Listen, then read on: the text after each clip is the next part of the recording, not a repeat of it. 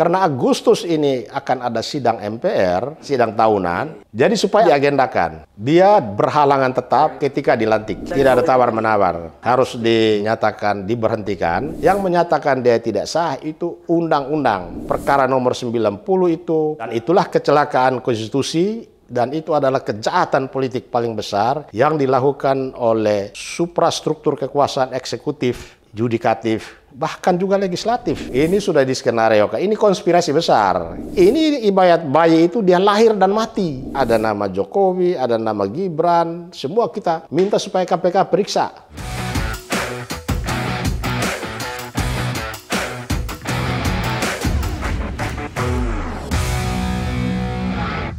Selamat datang di channel Abraham Samad Speak Up. Seperti biasa, hari ini kami mendatangkan narasumber yang luar biasa, gitu ya.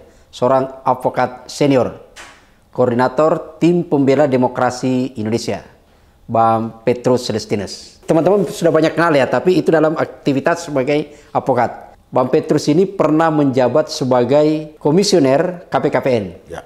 Jadi Komisi Pemeriksa Kekayaan Penyelenggaraan Negara. Kalau dikaitkan dengan wamen sekarang, untung sudah tidak ada Bang Petrus sana. Kalau ada 30 wamen ini semua terseret masuk penjara gitu. Iya. Bang Petrus, kita tidak bahas dulu soal wamen yang rangkap jabatan ini ya. Nanti kita bahas di episode berikutnya gitu. Kita bahas dulu nih soal yang agak ngeri-ngeri sedap nih sekarang. Situasi di DPR sekarang gitu ya. Sepertinya sudah mulai panas nih. Berkaitan aspirasi pemakzulan Gibran. Kenapa saya menyebut panas? Karena ada satu partai besar gitu ya, yang awalnya kita asosiasikan pembela mati-matian Gibran gitu ya, membuat pernyataan yang menarik, di mana salah satu pimpinannya menyebut bahwa surat purnawirawan TNI gitu ya, jadi para forum purnawirawan TNI yang bersurat ke DPR meminta pemakzulan Gibran itu diminta sebaiknya segera dibuka dan dibacakan di sidang paripurna. Lalu kemudian kita dengarkan katanya gitu ya, pandangan praksi-praksi. Saya menganggap ini kan sebenarnya adalah sebuah sumbu gitu ya, yang mulai dihidupkan untuk kemudian apakah, meskipun kita tidak tahu ujungnya bolanya seperti apa, tapi sudah mulai pemakzulan itu. Nah, Bang Petrus ini kan di data kami ternyata lebih awal juga pernah membuat somasi ke MPR gitu ya. Ya.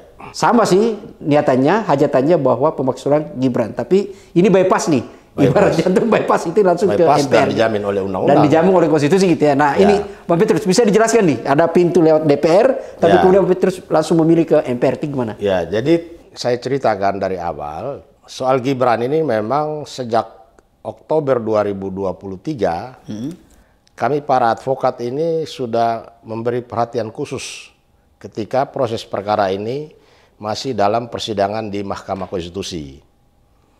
Nah, ketika perkara-perkara uji material terhadap pasal 169 huruf Q Undang-Undang Nomor 7 Tahun 2017 tentang Pemilu, pada tanggal 12 Oktober 2023, kami mensomasi 9 hakim konstitusi yang menyidangkan perkara-perkara itu, termasuk perkara 90 ini, supaya mereka mundur dari perkara-perkara itu, karena Hakim Konstitusi yang juga Ketua Mahkamah Konstitusi Anwar Usman memiliki hubungan darah karena beliau nikah dengan adik kandung Jokowi.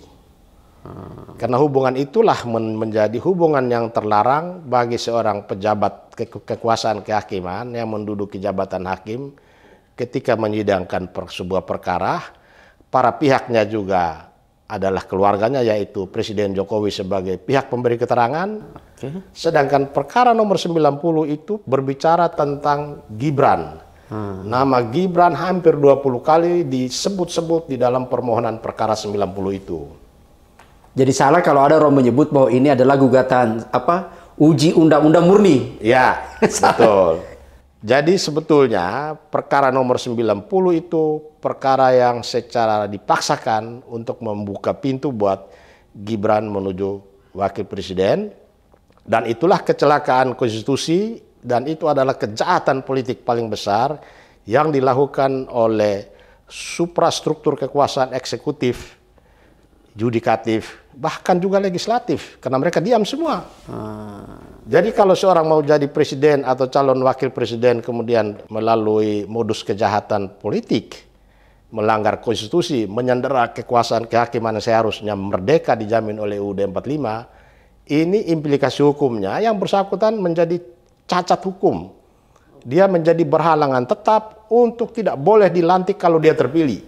Nah, tapi karena setelah kita somasi itu tidak digubris oleh 9 hakim konstitusi itu, kami mencadangkan langkah lain, yaitu kita tunggu kalau sudah diputus, kita akan lapor ke Majelis Kehormatan Mahkamah Konstitusi. Dan itu kami lakukan rame-rame dengan banyak pihak.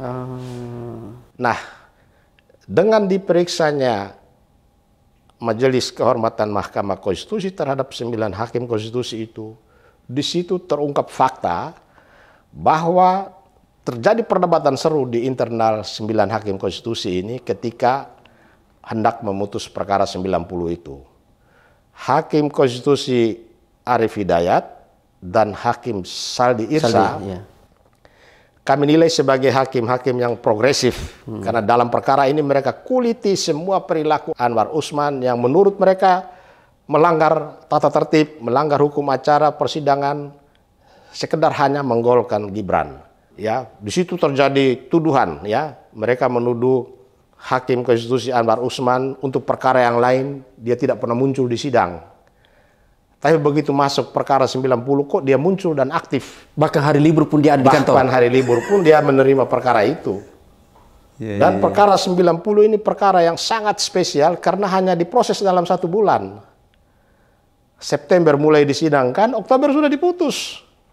Sedangkan perkara yang lain, perkara nomor 50, 51, 29, dan lain-lain, ada 5 perkara itu diproses mulai dari Maret, April, Mei 2023. Saya Bang Petrus 4 kali sebagai pemohon di MK. Ya. Tidak ada satu, jadi dari 4 itu 3 diterima gitu ya, bukan menang gitu ya. Tapi semua itu sampai bahkan hampir setahun baru diputus. Nah itu. Undang-undang COVID. Ya. Sudah berakhir COVID baru putus gitu. Nah, jadi undang-undang ombudsman, saya pemohon juga pada saat itu. Jadi kalau 1 bulan ini luar biasa, super luar biasa. Karpet merah. Jadi semua fakta dan peristiwa hukum selama proses Majelis Kehormatan Mahkamah Konstitusi itu terungkap, ya.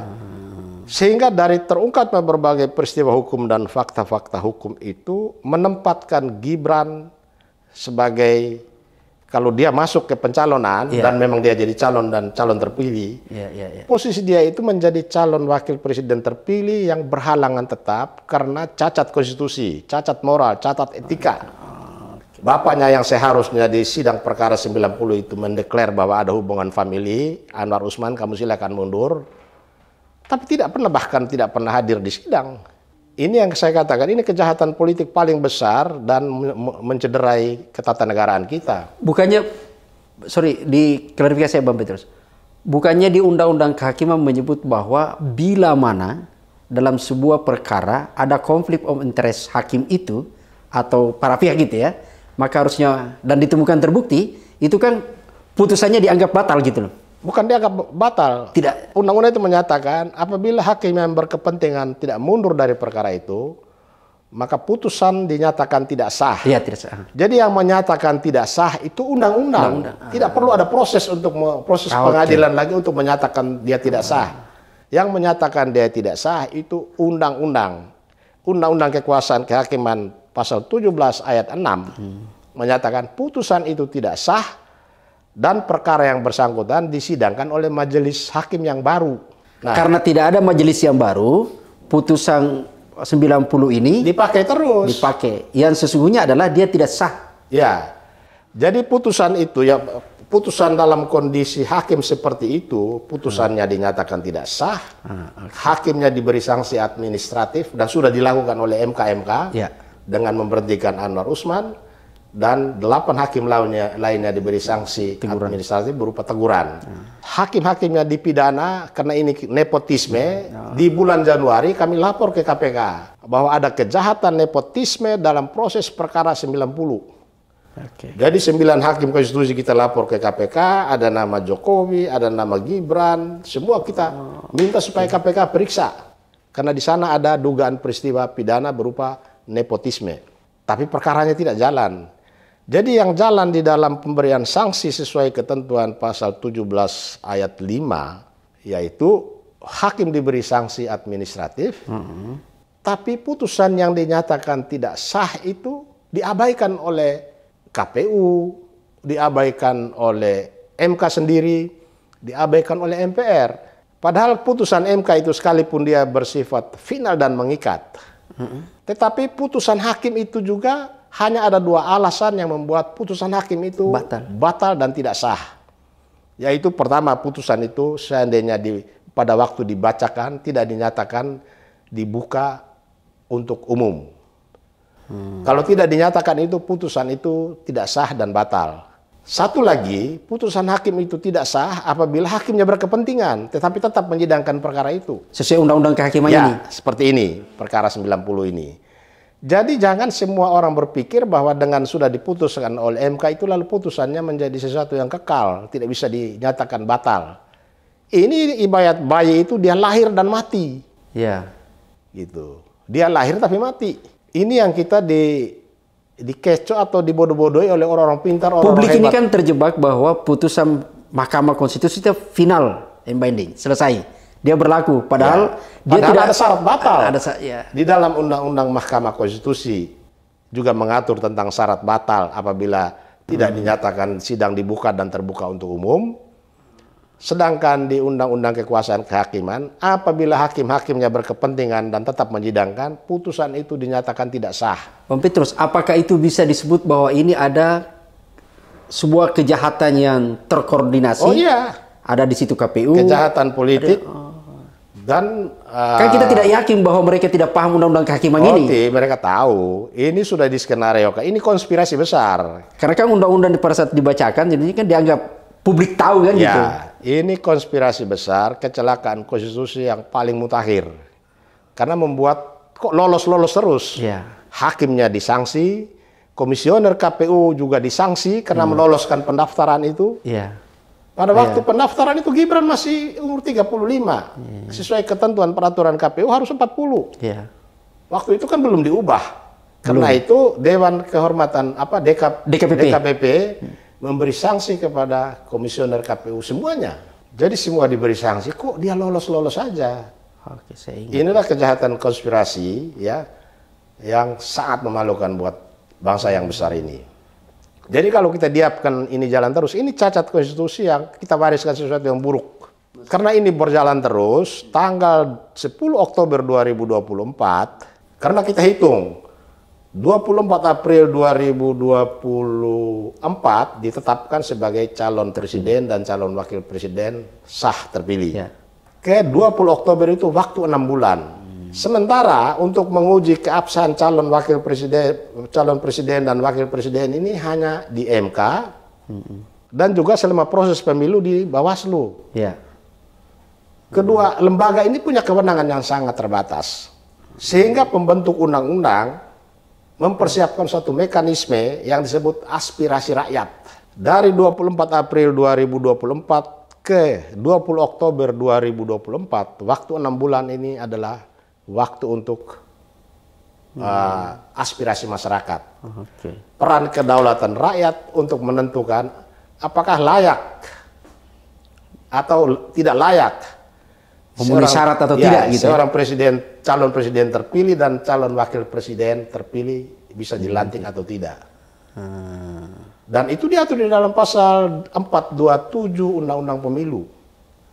Di situ dikatakan di ayat 1, MPR melantik calon presiden dan calon wakil presiden terpilih. Dalam hal calon wakil presiden terpilih berhalangan tetap, MPR melantik presiden terpilih. Dalam hal calon presiden terpilih berhalangan tetap, maka MPR melantik calon wakil presiden terpilih menjadi presiden. Itu artinya seorang calon presiden terpilih atau seorang calon wakil presiden terpilih bisa tidak dilantik pada saat itu.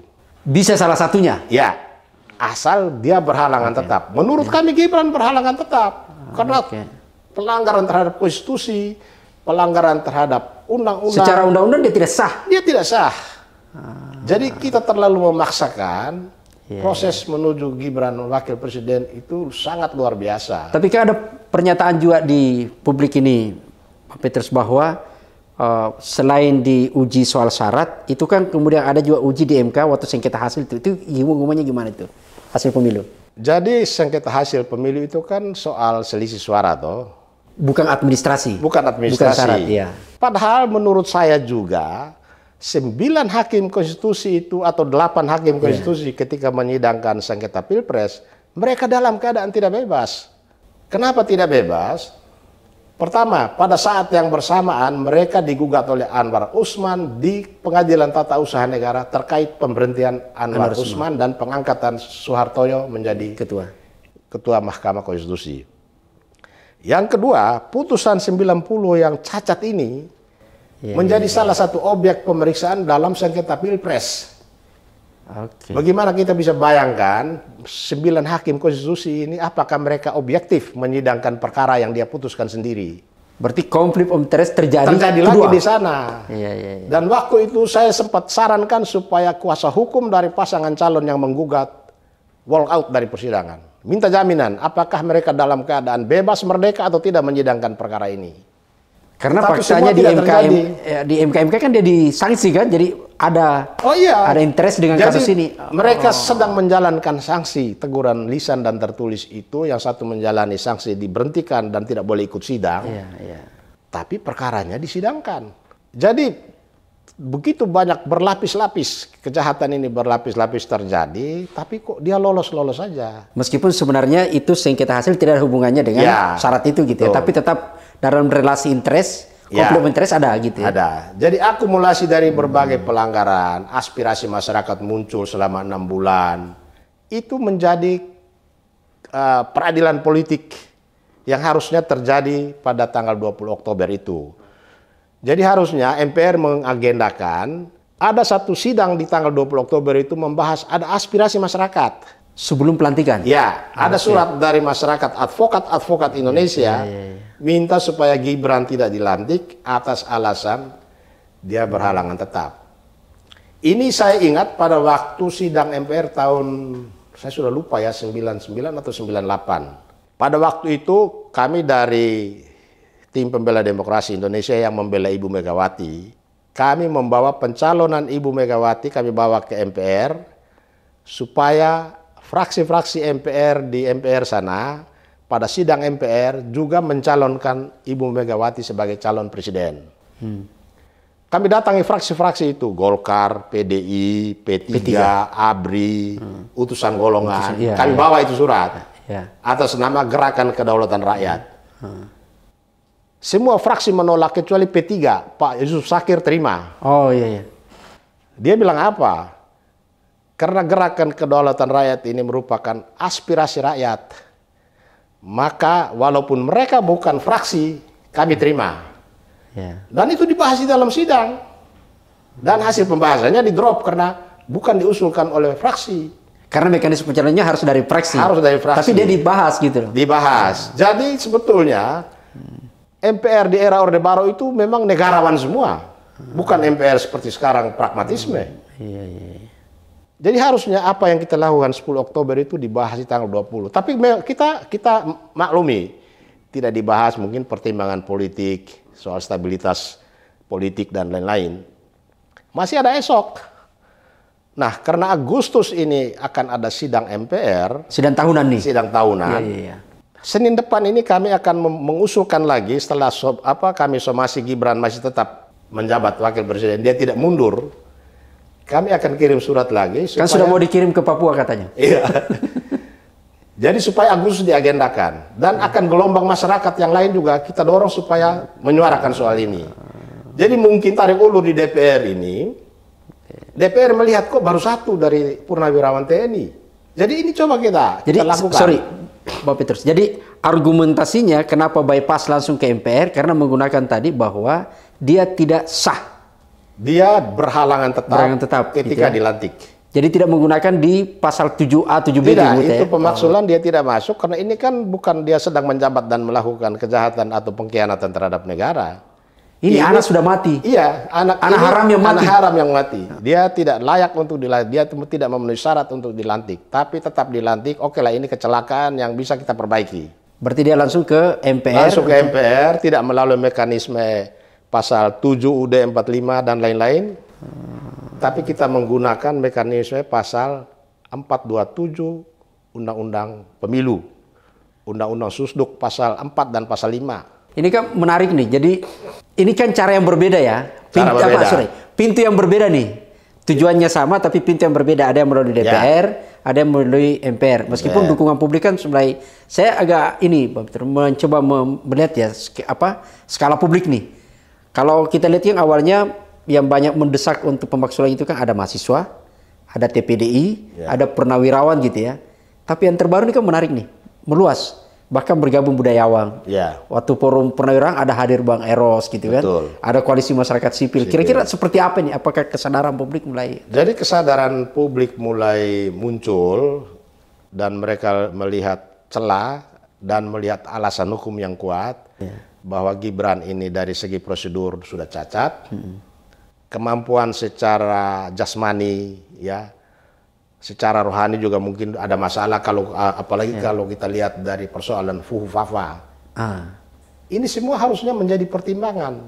Belum lagi persoalan seperti ketika dia proses berjalan di KPU.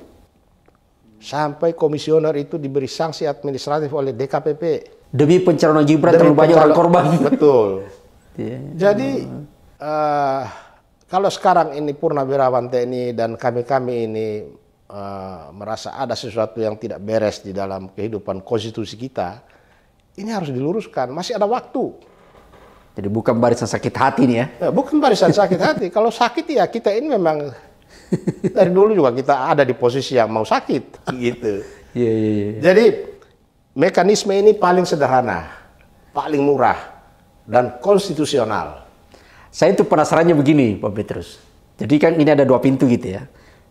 Dan di sisi lain, ini kan sebenarnya banyak berseliweran, itu kan kajian gitu ya, studi. Kenapa Gibran harus dimaksulkan kan? Itu kan banyak studi tuh. Dan tidak ada satupun studi yang membantah hasil studi itu. Yang ada kan di medsos itu kan, wah ini barisan sakit hati. Pertama kita ingin menyatakan bahwa putusan Mahkamah Konstitusi itu bukan kitab suci yang tidak bisa diubah. Bahkan undang-undang membuka pintu untuk sebuah putusan hakim konstitusi tidak sah dan batal. Begitu juga undang-undang kekuasaan kehakiman yang mengikat hakim dan hakim konstitusi. Menyatakan putusan itu tidak sah apabila hakimnya berkepentingan. Berkepentingan itu karena hubungan kerja atau hubungan keluarga dan lain-lain. Kan yang ada yang tidak ada studi kan yang membantah ini kan, yang ada justru orang selalu fokus ke pemakzulan. Itu bisa sampai 10 tahun juga mungkin kita nggak dapat. Meskipun ada pendukung dia ini kan marah-marah nih. Marah-marah, ini bukan berilah katanya masa waktu untuk bekerja dan macam. Bahkan sampai jadi saya pikir kita harus kan ada pendukungnya itu siapa? Sylvester itu kan, wah ini sampai maki-maki gitu kan. Itu pendukung Jokowi pasti kontra dengan kita. Meskipun ternyata dia pernah bermasalah hukum juga. Yang beredar itu ya. Tapi sudah diproses itu. Oh dia sudah jalani gitu ya. Sudah. Oh, gitu. Nah, yang ini ada agak ini Bang Petrus. Ketika isu pemaksulan, saya ingin kan kita harus menempatkan dari tata hukum tata negaranya nih. Wapres itu kan jabatan kan, bukan keluarga. Ya kan di situ posisinya. Tapi ada yang menarik. Setiap wacana pemaksulan muncul, bukan Gibran yang klarifikasi, Pak. Wapres, bukan istana yang mengklarifikasi. Atau pemerintah yang bukan pemerintah gitu loh. Atau partai pengusungnya. Tapi ini kok Jokowi yang langsung klarifikasi. Nah, menurut saya ya pemerintah dalam posisi malu hati karena membiarkan pelanggaran ini berjalan mulus. Jokowi pada posisi mau tidak mau dia harus bicara demi mempertahankan ini. Kalau pemerintah yang berbicara mempertahankan, tentu berbanding terbalik dengan kondisi faktual di mana ada peristiwa hukum, ada fakta-fakta hukum yang menunjukkan bahwa Gibran ini berhalangan tetap. Dia sangat tidak memenuhi syarat untuk dilantik pada tanggal 20 Oktober itu. Oke, tapi maksud saya gini, ini kan jabatannya sebagai wapres, yang harusnya dia menempatkan diri kalau dia paham gitu ya. Kalau dia paham. Kalau dia paham gitu. Kan posisinya kok dia yang sampai menyebut ya nada, saya menangkapnya agak nada mengancam ya. Kalau mau dimaksudkan harusnya juga presidennya dong gitu. Ini beda katanya dengan Filipina gitu ya. Itu satu hal.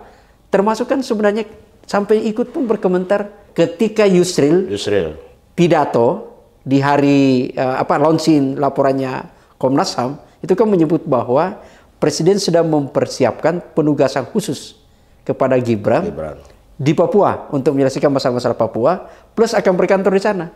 Tapi kan yang bereaksi Jokowi gitu loh. Ini apa jangan-jangan justru memang yang sebenarnya drill Wapres itu Jokowi atau bukan gitu loh. Jadi karena Gibran ini lahir dari dinasti politik, maka dinastinya itu sangat berkepentingan untuk mempertahankan.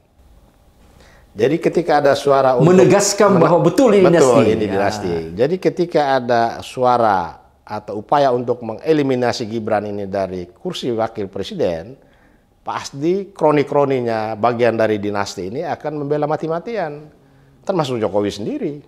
Apapun yang terjadi, dia harus Jadi meskipun pernyataan bahwa tidak hanya Gibran, ini satu paket. Ya. Itu pernyataan licik. Padahal di dalam Undang-Undang Dasar sendiri dengan menggunakan kata dan atau. Jadi dalam hal wakil presiden tidak memenuhi syarat atau dalam hal wakil presiden melakukan pelanggaran hukum atau pengkhianatan terhadap negara, bisa di-impeach. Atau Jokowi memang selama ini belum sempat baca undang-undang itu. Nah, bisa juga dia tidak pasal tahu. Itu. Pasal 7 Pasal 7D45, 7A. Jangan-jangan dia belum sempat baca. Kita berbaik sangka lah gitu kan. Dan sekarang mungkin sudah baca. Sekarang kan akan ke MPR gitu ya, ke MPR dengan dasar itu tadi. Ya. Kira-kira itu apa somasi lagi, kembali somasi? Nah, kan tidak somasi lagi, tetapi sebuah surat, ya bagian dari aspirasi tadi. Oh. Kita jadikan ini sebagai aspirasi masyarakat dan kita mencoba untuk memperluas jaringan supaya tidak hanya purnawirawan TNI, tidak hanya para advokat, tapi juga profesi lain. Ormas-ormas lain. Itu akan mengajukan itu di situ masuk ke MPR. Karena bisa saja DPR tarik ulur ini karena mereka lihat masih terlalu kecil. Oh, dari sisi dari sisi untuk menjaga perimbangan di sana. Atau jangan-jangan karena memang kalau dilihat peta ini kan berbeda nih, meskipun anggota di MPR itu kan anggota MPR adalah anggota DPR dan anggota DPD. Ada satu kamar kan yang ini. Nah di DPD kan sempat juga tuh aspirasi teman-teman masuk untuk pemaksulan Gibran kan gitu. Nah seperti kami ini pada tanggal 10 Oktober 2024 itu memang tadinya fraksi DPD RI di MPR itu yang mau terima. Tapi kami langsung diblok di pintu masuk, kami dilayani tanda terima surat kami tanggal 10 Oktober itu di trotoar situ. Dijaga polisi. Polisi di situ menyatakan kami bukan penjaga keamanan DPD RI, kami penjaga keamanan DPR RI. Kami diperintahkan untuk cegah Bapak-bapak masuk ke dalam. Jadi surat kami yang meminta supaya sidang MPR tanggal 20 itu mengagendakan pembahasan mengenai posisi Gibran dalam keadaan berhalangan tetap supaya tidak dilantik, diterima oleh petugas dari DPD tapi di trotoar itu. Kok bisa ya? Ya itulah wajah polisi yang itu. Oh disiapkan oleh DPR. Saya agak tertarik di situ. 50 orang polisi. Padahal kami sudah konferensi pers satu hari sebelumnya. Besok ya advokat-advokat akan menyampaikan aspirasi meminta MPR untuk tidak melantik Gibran pada tanggal 20 Oktober. Karena sebenarnya yang saya pahami ya, kan saya memantau juga di sehari-hari saya sebelumnya memantau di DPR itu. Ya. Tugas polisi bukan di situ sebenarnya. Jadi ada pengamanan kantor, ada untuk pengamanan anggota ya, gitu. Mereka Jadi harusnya kawal kita ke dalam dong. Dan sederhana sebenarnya kan. Betul. Titip KTP masuk gitu loh. Bukan mereka ini kan menghalang-halangi aspirasi. Menghalang-halang ya betul. Ya sama halnya juga kemarin kami menyampaikan somasi ke Wapres Gibran. Ya trotoar lagi. Padahal katanya ada buat aplikasi lapor Wapres. Sepinya di trotoar. Untung ada trotoar gitu. Ya, untung ada trotoar. Padahal waktu pemilu Bang Petrus warga itu udah tidur. Dia begitu datang ketuk-ketuk pintu, Assalamualaikum, Ya, selamat malam gitu kan. malam, bansos masuk. Bansos masuk, begitu dia berkuasa di trotoar. Iya, di trotoar. Rakyat dilayani di trotoar. Jadi lapor wapres itu sudah tidak ada ya? Gitu ya? Ada tapi kosong. Oh. Kami tanya soal lapor wapres, inilah tempatnya, di pos itu. Pos itu persis di trotoar, di batas trotoar dengan pagar dalam. Melecehkan bener ya? Ini di situ posisinya gitu ya, menjadikan situ. Nah kalau kita hitung peta misalnya, keyakinan Bang Petrus nih. Kalau kita baca peta keanggotaan di MPR itu kan ada 580 DPR. 150-an dari DPD gitu ya. Tapi kan ketika di MPR kan menjadi cair itu. Ya. Peta untuk kemudian bisa, harapan Bang Petrus nih di tanggal, kan sidang umum tahunan itu kan 16 Agustus. Itu kira-kira gimana nih? Jadi Atau ada proses untuk yang coba dikondisikan menuju ke situ? memang kita jangan melihat kepada kekuatan koalisi merah putih ya. Oh. Karena di dalam undang-undang tentang susunan dan kedudukan MPR, DPR, DPD, dan DPRD itu khusus mengenai MPR dia menyatakan bahwa anggota MPR punya hak untuk menentukan pilihannya sendiri dalam setiap sidang. Oh iya. Jadi walaupun mungkin secara organisasi, secara kefraksian mereka terikat dengan kebijakan partai, tapi kita berharap 1-2 orang, mungkin 3-4-5, mungkin punya kesadaran untuk punya hak suara sendiri. Dia punya hak untuk menentukan sendiri. Selain itu kita juga akan mengajak ke teman-teman dari Purnawirawan TNI yang juga punya misi yang sama. Ya. Kita coba dialog dengan pimpinan partai yang punya wakil di DPR. Supaya ada kesadaran bersama, ada visi dan misi yang sama melihat bahwa persoalan Gibran adalah persoalan pelanggaran terhadap konstitusi itu sendiri. Tidak hanya mencederai Mahkamah Konstitusi yang harus dijamin kemerdekaannya, tetapi dalam proses perjalanannya menuju ke pencalonan itu juga melanggar berbagai peraturan perundang-undangan. Itu saya mau lurus sebenarnya tanggapi gitu ya. Ini kan kalau mau lobby ke partai-partai gitu ya. Ini kan sebenarnya kesempatannya. Ada banyak agenda tuh di DPR nanti akan dan harus dilakukan, yaitu adalah revisi terhadap undang-undang pemilu, undang-undang kepartaian gitu ya. Itu kan sebenarnya akan berjalan di situ pada posisinya.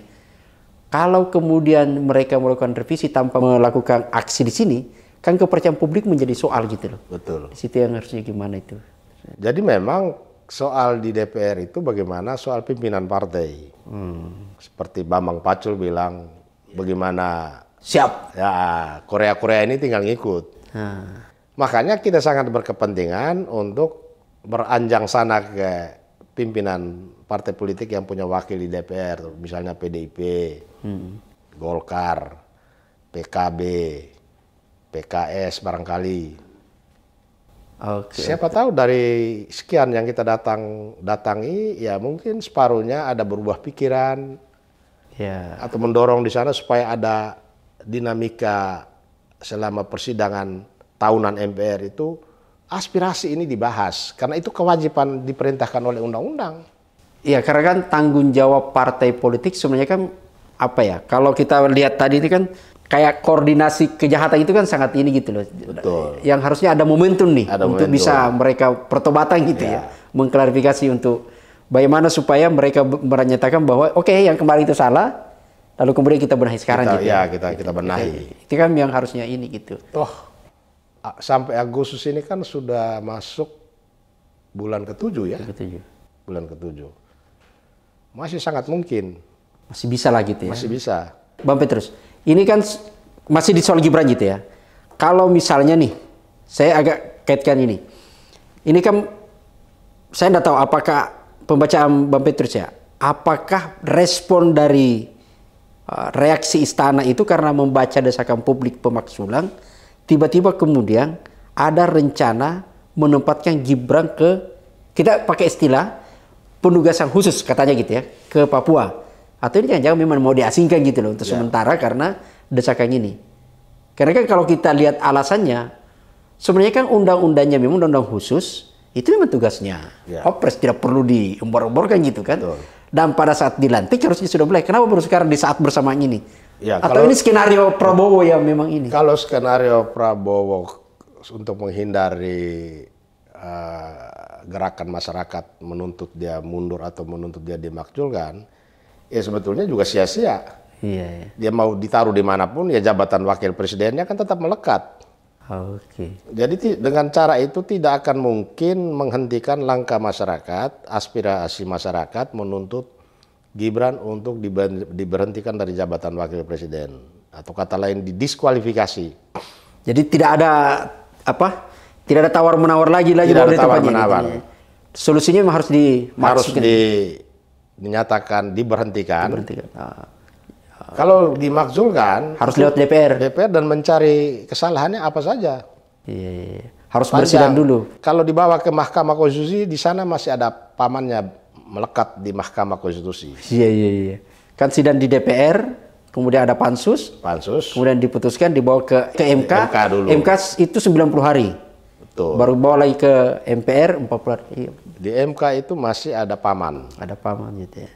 Dan mereka kemarin yang masih punya konflik of interest. Masih semua di situ. Bang Petrus, apa yang ingin ditegaskan untuk berkaitan dengan yang kita bahas ini? Ya, jadi kita berharap supaya koalisi masyarakat sipil yang begitu banyak, mari kita bersama-sama menyuarakan persoalan wakil presiden ini, supaya kerusakan ketatanegaraan kita bisa diperbaiki secara lebih dini. Kalau ini kita biarkan, kita anggap sebagai sesuatu yang biasa-biasa saja, nanti 5 tahun lagi akan terjadi lagi. Jadi dinasti politik ini akan semakin kuat, beranak pinak. Bahkan masyarakat lain sudah menyuarakan bisa saja 20 tahun lagi berjalan terus, nanti jatuhnya ke anaknya Gibran. Dan jargon sebagai negara hukum menjadi tidak bermakna. Tidak bermakna. Bahkan dia menjadi hukum di... Betul. Hukum dengan kekuasaan gitu ya. Karena larangan mengenai dinasti politik yang berwujud seperti di dalam bahasa undang-undang itu nepotisme, itu kan dinyatakan di dalam TAP MPR. Nepotisme itu dilarang. Ya, kesepakatan yang dilakukan oleh penyelenggara negara dengan pihak lain demi menguntungkan keluarga. Itu tidak, bahkan dijadikan pidana.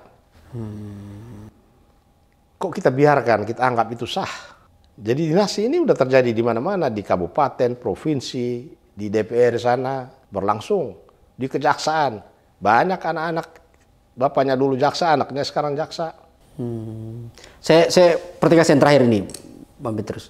Melalui MPR berarti tanggal 16 Agustus itu dasarkannya adalah bersidang untuk memberhentikan. Oke. Jadi tidak melalui proses. Tidak melalui pemakzulan. Jadi MPR mengambil inisiatif karena kewenangannya. Ya, MPR kan yang melantik nih. Berarti dan dia juga punya kewenangan untuk memberhentikan. Dasar pemberhentiannya adalah karena tidak sah. Karena dia berhalangan tetap. Berhalangan tetap karena prosesnya tadi tidak sah. Pelanggaran mulai dari pasal 24 UUD 45 yang menjamin Mahkamah Konstitusi harus merdeka dari segala campur tangan kekuasaan. Tapi justru ketua Mahkamah Konstitusinya adalah ipar presiden yang memimpin persidangan itu sendiri dan dibiarkan. Ini jalan bagi anggota MPR yang kemarin melantik dengan penuh kesalahannya gitu ya, untuk memperbaiki kesalahan itu. MPR harus minta maaf ke masyarakat, ya tentu dengan mereka punya alasan, apakah karena kemarin menjaga stabilitas, sekarang sudah kondusif, kita jalan lurus, kita putuskan, kita berhentikan. Demi marwah hukum gitu ya? Betul, demi menjaga marwah negara hukum kita. Oke, makasih Bang Petrus. Netizen, ini luar biasa ya, jadi kita mendapatkan satu pencerahan bahwa ternyata ada dua pintu yang bisa. Ada dua pintu ya, jadi selama ini kalau dia melalui pemaksulan, yang diperjuangkan teman-teman purnawirawan gitu ya, dia perjuangkan oleh para purnawirawan TNI itu melalui pemaksulan dan itu adalah pintunya hanya lewat DPR. Nah, yang tadi yang dibawa oleh teman-teman Bang Petrus TPDI adalah itu bypass. Langsung ke MPR dengan dasarnya bahwa proses pencalonan dia Gibran itu memang tidak sah. Tidak sah. Karena yang seharusnya terjadi tanggal 20 Oktober. Seharusnya di tanggal 20 Oktober tidak dilantik. Tidak gitu dilantik. Ya? Oke, gitu. Oke, sekali lagi terima kasih. Sampai jumpa pada edisi berikutnya.